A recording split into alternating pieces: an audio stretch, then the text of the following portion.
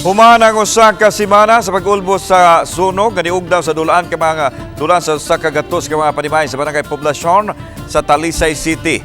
Nga mga nasunugan usab nagsugod na sa pagtukod sa ilang mga panimay. Anang live report ni Femari Dumabok. Fem.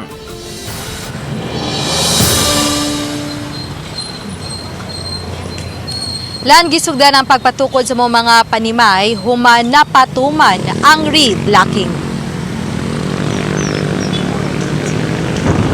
Nag-ihay na dinhi sa Sitio Libra puro Kabungay, barangay poblasyon ng mga kalalakinan nga nagpabarog sa haligi sa tukuro nilang balay.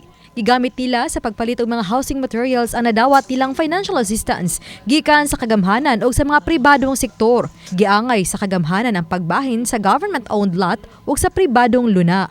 Bato di Kapitan Edward Alisna nga mosumada sa 67 ka pamilya ang makatukod pagbalik. 30 sa pribadong luna samtang 37 sa government-owned lot. Dugang ni Alisna nga gisiguro usab nga doon na nagyulapad nga daan o drainage system ang lugar. Sa Kratibukan, 93 ka pamilya ang apektado sa sunog. Ang kapin sa 20 kanila ang pangitaan og laing luna. Renter, ako pangitag paagi ari sa dito sa Kalubihan. Toy area na to dito, dako sad. Usa sa nahinay nga nagpatukod sa ilang panimay ang emosyonal nga mapasalamaton taliwa sa kasubo nga gihambin human masunog ang ilang balay. Gyulagway nila nga nahimo ra usab kini nga blessing in disguise ang nahitabong sunog. Gool nga mo nagpalipay ka.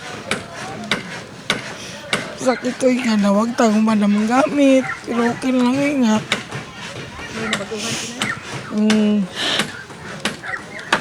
Okay lang sa Japon kaya nakuan tanan banapsay.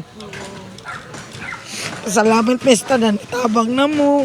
Kay gamito na ang Talisay City Complex, gitugutan lang gihapon sa Talisay City Government nga mapagamit na ang multi-purpose hall, isip evacuation center, samtang padayon pa ang pagtukod sa ilang mga balay. Mas maayo noon kay dool lami sa muang tugkaran nga itong balay nga nasunugan.